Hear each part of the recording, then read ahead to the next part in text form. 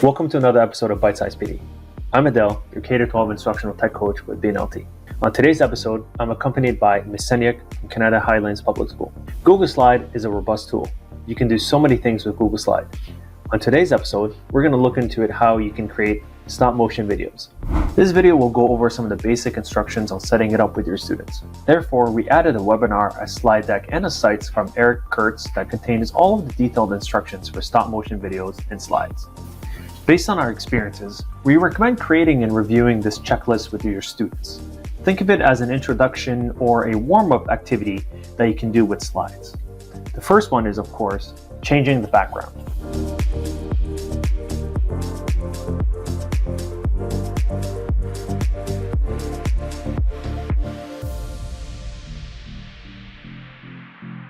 Once the students learn how to change the background easily, they can go ahead and try inserting images from the web with a transparent background. That will help a lot when it comes to the stop motion video.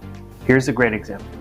Go ahead, click on Insert, Image, search the web, and within here, search up the word soccer transparent background. And go ahead and click on the soccer ball.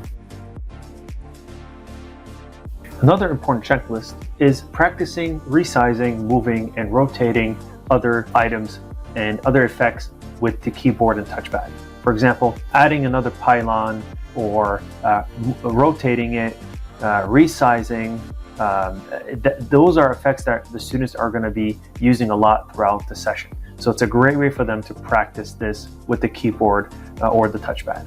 This is probably one of the most important aspects of creating that stop motion video feeling, which is practicing duplicating a slide and moving the object numerous times. For example, if I'm here and I want to recreate that feeling of the players moving slowly, right-clicking on the slide and clicking on duplicating the slide multiple times will make it easier for me to go ahead and move the objects slowly and duplicating that again over and over again. And once I'm there, go ahead and I can move it again. So you can either right-click on the slide itself and click on duplicate slide, or Control-C, Control-V multiple times. Finally, if the students are ready to share it, they can go ahead and practice by clicking on the space bar every time they're in the slideshow presentation, and that will give them an understanding of where they are and what they need to improve. If they really want to publish it to the web to have that really authentic feeling, they can go ahead and click on File, Publish to the Web. We recommend clicking on every second, and then clicking on Start the Slideshow and Restart the Slideshow, and then they can go ahead and publish it. Now, let's go ahead and take a look what Ms. Senyak and her students were able to create, and let's celebrate the learning.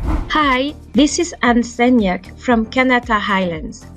And this is an example of creating a stop motion videos using Google Slides. My grade 3 class was asked to create a stop motion video on the importance of worms.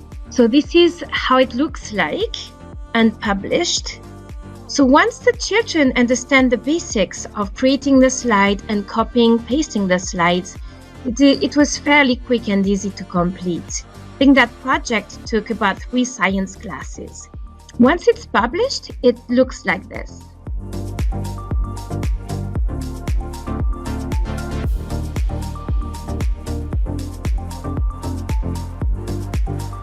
So this is one example. I'm going to show you another example.